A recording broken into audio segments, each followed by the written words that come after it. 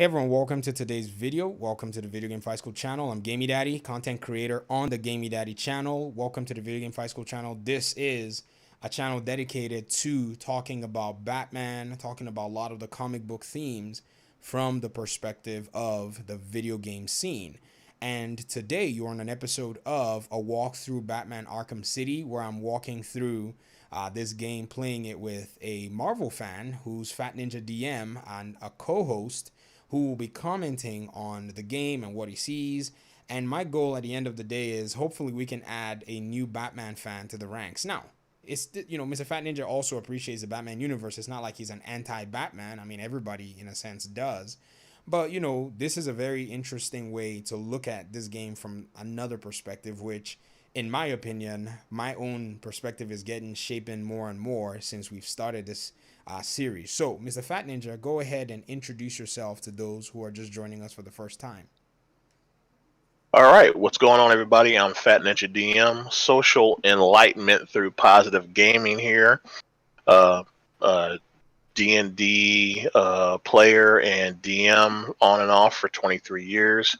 Fellow nerd at arms with Gamey Daddy here.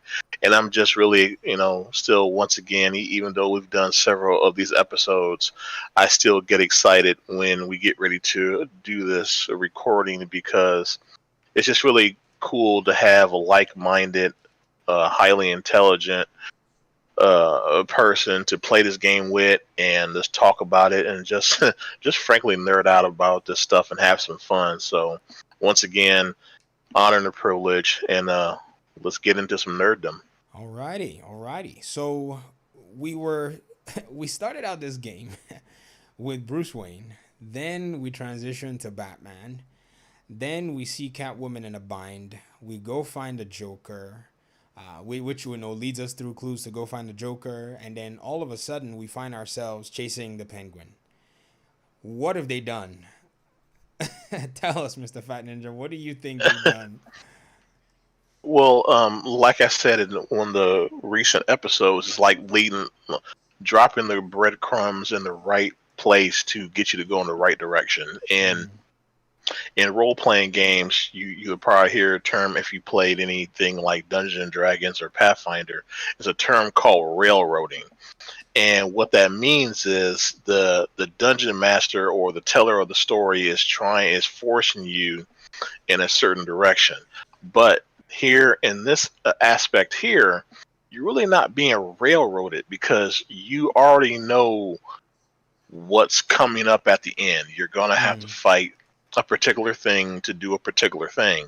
But the journey there, that's what's the most important. And, I've said it several times, Batman's role gallery is so extensive. It's really cool to have that on display, in which they do really good here.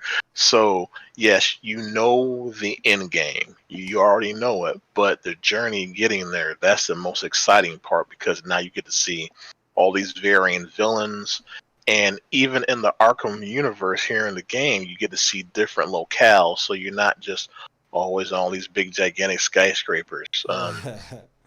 In the one episode that got scrapped, you were in this building underground fighting poison ivy. So then you had the whole vines all over the place. But of course, mostly here in the Arkhamverse, you're in this industrial looking town. But there's still different locales that you're going to be going into when you're in this game. So once again, it's really good because having different locales, different enemies to fight keeps everything fresh. So, and once again, they're knocking it out of the park from what I can see so far. Oh, very good. So, you're probably not, going to go now and start yelling that this is the best game since peanut butter, but at the same time, you can appreciate that, this game at least now has something in terms of storytelling and progression, if you get what I mean.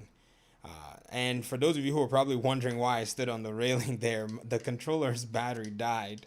So while Mr. Ninja was talking, I just connected the USB cable because I was like, I can't go looking for the battery right now. We're in the middle of production. What is the meaning of this? So we had a little technical issue there. It sounded like Batman just didn't know what to do. He knew what he had to do, but I'm the one who just couldn't do it because for some strange reason the battery on the controller I'm using died.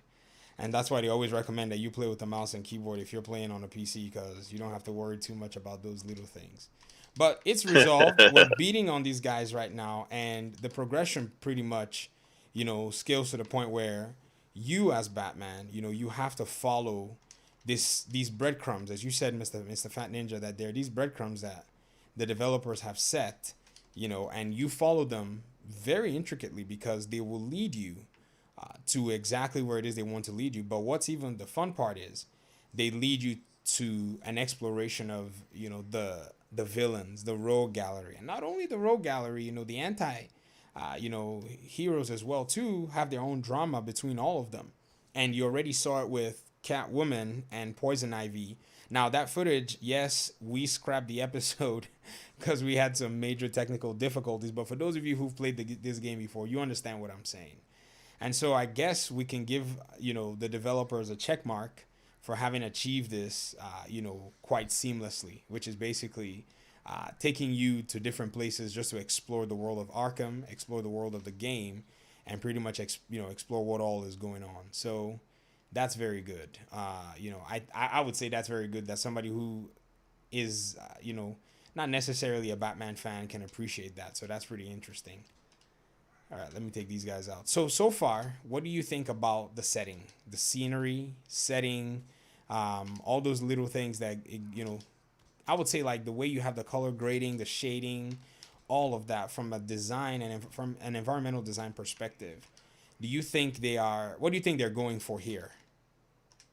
Well, like I said in the earlier episode, is they they want you to feel like you're inside of a dirty old musty shoe from your locker in gym class back when you were in high school. It's just Mm, nasty, gritty. Just you don't want to touch anything because it's just dirty. You might pick up something, mm, and I mean, just like in this scene right here, it's not just all regular concrete. You see that the concrete has been worn away. Either maybe it's just trash that's been trampled down so flat it looks like roughed up concrete, or maybe there was water spilling like that sat here in this particular area for so long it just eroded away the top layer of the concrete.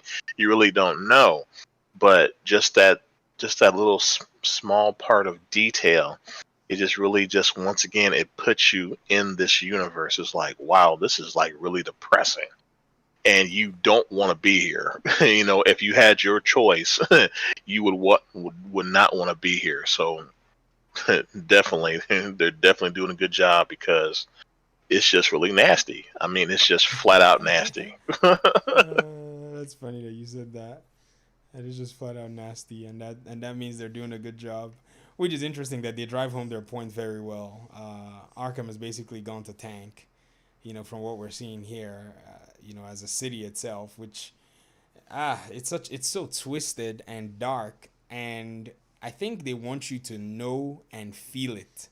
Not only do they want you to see it, they want you to to pretty much say, "Oh, I can't believe I'm here. Yuck." But then, like you said, dirty clothes from a locker where, it's all kind of really weird as to how they put it. So that's really interesting. That's really cool. So I'm gonna concentrate. You just go on talking about what you're seeing here because I have to take out these guys and they're all armed. So Okay. Well, like here in this area here, this is supposed to be like an area where people are supposed to, congregate. Like when when this was like actually cool place to be, I can just imagine like people had like little stands selling things here and there. Maybe they had maybe a shoe shine boy doing, shining shoes for a little bit of, quarters here and there, people, hustle and bustle. But now how you see it in this very dilapidated state. I mean, come on, there's a rusty bunk bed and some dresser drawers around here in this area now. So it just really shows you how far down the crappy rabbit hole the area has gone. There's just bags of trash, sitting everywhere, pieces of paper strewn about. It's just like no signs of decent life. You just see nothing but these thugs. They're all carrying weapons, and they all probably all smell like old shoes because they've been standing in this area too long. So it's just once again that layer of immersion is just like, man, I really don't want to be here. Like it's like if you was to stand here, you would probably feel your own life essence slowly being drained away from you Oh without even wow, without even touching anything. that's interesting. That's interesting that you position it that way. That you start to feel your own life essence basically drain out of you because of that. I just realized that I'm actually supposed to go to another building top to go find. Whoops! I just went straight to it and they already hit me with a few bullets. There's what I'm looking for. I was wondering. I was like, wait, I'm supposed to find my way over there. Uh, Let me go ahead and restart that again because when it's on hard, man, Arkham City was truly a slightly weird, challenging game when it was on hard difficulty. You can't get away with much. You can't get away with much at all. Okay, so I finished this part here. At least they gave me this one. So I need to go to that other rooftop over there. I don't know why I went down. I thought I had to go straight to the subway, but actually I was jumping the gun over there. I played it too many times. Too many times. So, Mr. Fat Ninja, when it comes to Gotham Knights, right? Yeah. Do you think that, I mean, from what you've seen and what you've heard, do you think that the new pace that they're trying to achieve is going to appeal to fans, especially, coming from the point that we're used to this level, of gameplay? Do you think Gotham Knights is going to appeal, or how do you think fans are going to receive it? Let me hear your thoughts on that. Well, when it comes to a different publisher and creator of a game, um, you kind of have to go by their track record, and if they don't have a track record, you can just only thing you can do is just hypothesize what it's going to be. But now with in the essence of Gotham Knights coming out, I think they're trying to appeal to a more broader audience. So that's why they're having several characters grouped together to tackle the stuff coming more frequently than they do here in this Batman game, because of course it's just Batman, but of course you get to play Catwoman, so on and so forth, Mm-hmm. but with a different audience. They know what audience, because this game's success, of course they kind of have a blueprint of what type of people this game reached. So now in this new game coming out, now they're looking for their own mission directive. Like, okay, who do we want to target? And I think they want to target people that are maybe more action oriented, maybe. So, wow, my phone has just started talking for no reason. That's Um, fine. Let it talk. They can talk all they want. so yeah, I really think they're trying to go for a slightly different audience, not a complete 180, but a slightly different, more wide variation.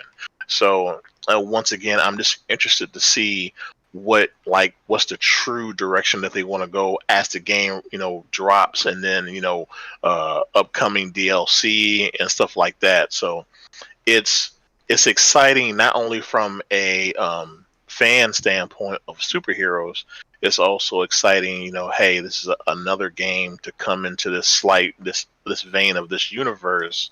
It's just really exciting to see what's going to happen from a game standpoint. So yeah, it's definitely something to be hyped about. Very cool. Very cool. I mean, you could sense it. The heroes that they chose. That game basically, they're saying their premise is that Batman is dead. So I mean, and then they have the four sidekicks that are gonna basically be running the show, because I think that's the direction they want. And you're saying they want to get a new audience in, and I think they're counting on, even though you say they want to get the new audience in, I think there's an aspect where they're counting on the old school audience, if you get what I Yeah. mean. To also kind Yes. of come in and say, okay, we can get it. We can go around. We can get along with this. We can actually appreciate this new aspect.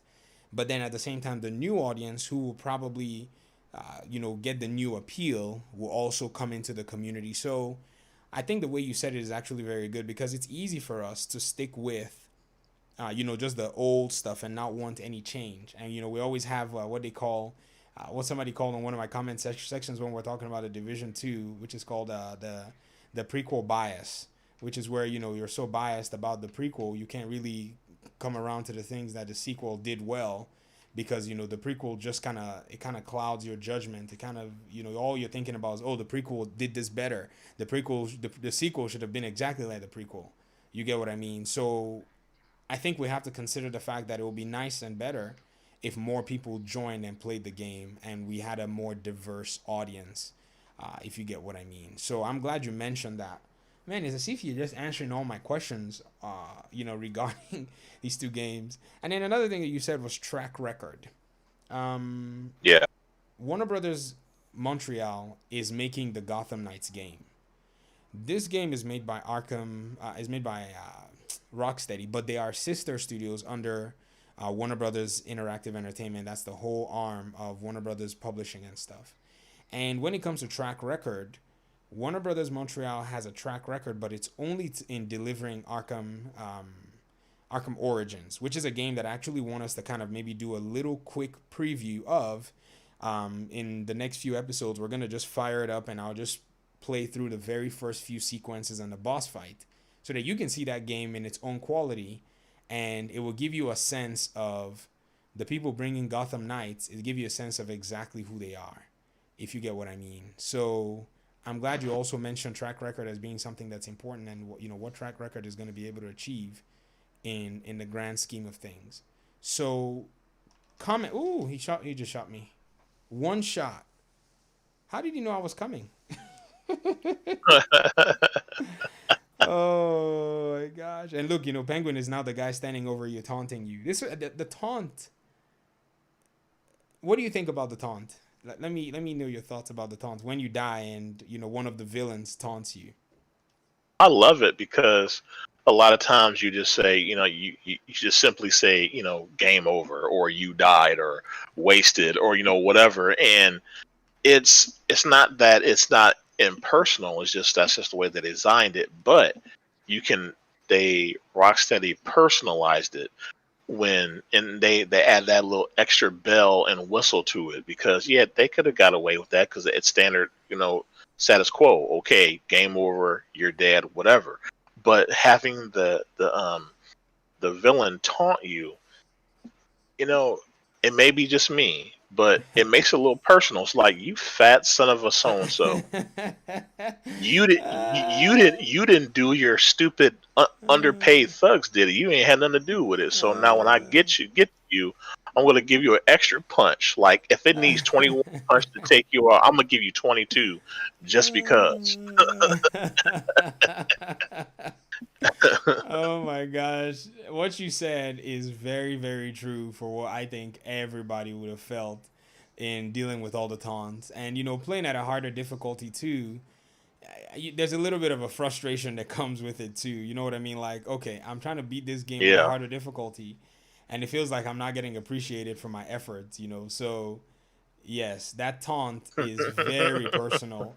And the thing is, in anybody else's mission, train that you're doing, their taunts will be from them. And some bosses you hate more than some others. Like personally, Penguin is just all round annoying.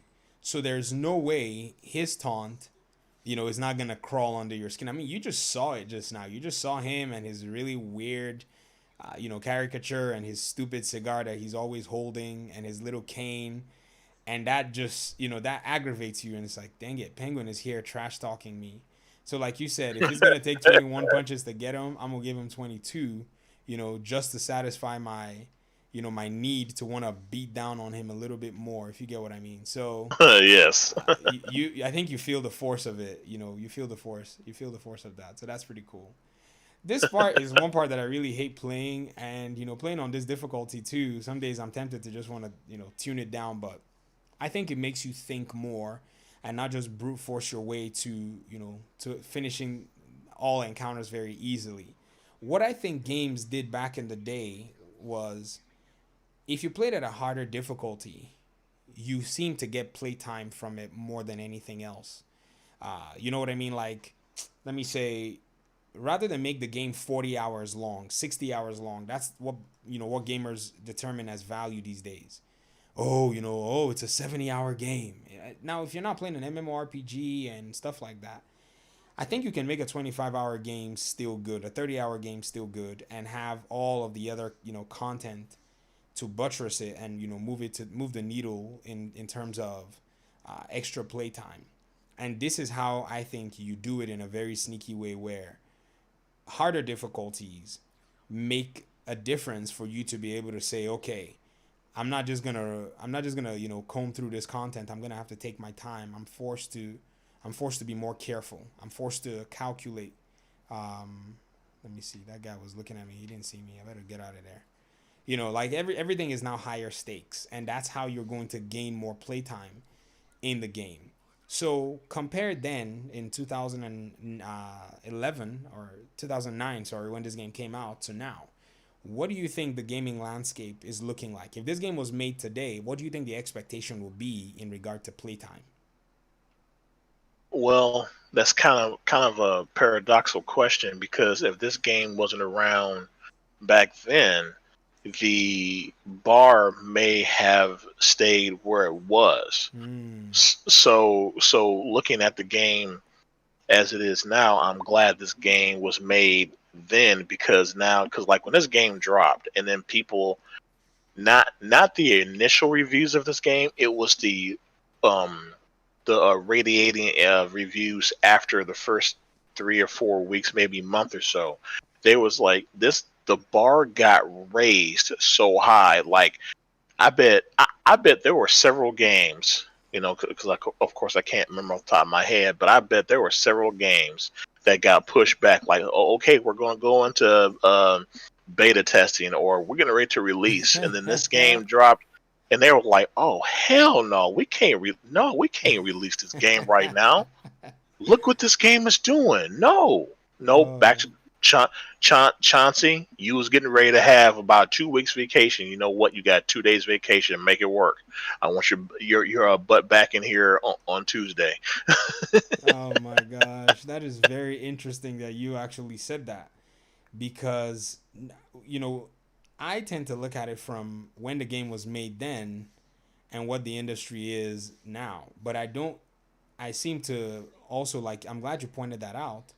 I seem to also kind of put it in a place where, you know, it's easy to forget that the industry then too also got shaken a little bit, you know, Oh with all yeah. of that. Like, oh, see that guy, just see how very sensitive these last two are. I'm just gonna keep throwing batarangs at him. Forget that. And once I can hit them both with a batarang, I'll go down for the kill. I don't know if these ones get smart and dodge. This one throws a grenade all the time. They start throwing. Look, the grenade just got me. All right, I'm tired. This ain't no ordinary game. This is, I think, what makes gaming good. I'm playing this game as we're talking, and we're not just sitting over like gameplay footage. Just this is a live gameplay session, and so you guys get to feel my frustrations and you get to laugh at my inadequacies, because some of you are professionals at this and you're thinking, oh my gosh, I can't believe it's suffering here. But you also have to, you also have to understand that this game, as much as I've played it, it's still as challenging as it was. And I haven't played the other Arkham games. It's actually, they've spoiled me, because those games improved upon some of the way Batman actually plays and the way Batman moves. But hey, mission failed. That might be a sign for us to close out this episode here. I appreciate you guys for hopping into the feed. Thank you very much for your support, for taking time to listen to this. If you want to engage in this, leave comments in the comment section. Honestly, if you have any themes you want us to discuss, we'll continue to just press down on these themes until Gotham Knights is released, and hopefully we don't get any delays, or the world gets back into some sensibility, and we're able to just comment on that game and comb through that game as well, because that game requires a lot of care, because fans have waited for 7 years for another game to come out. And so I guess that's kind of why I decided that we should do this series and actually move from here. But I appreciate you guys so much. Thank you for hopping in the Video Game Fight School channel. We will talk to you guys soon in another episode. Thank you once again. Peace out.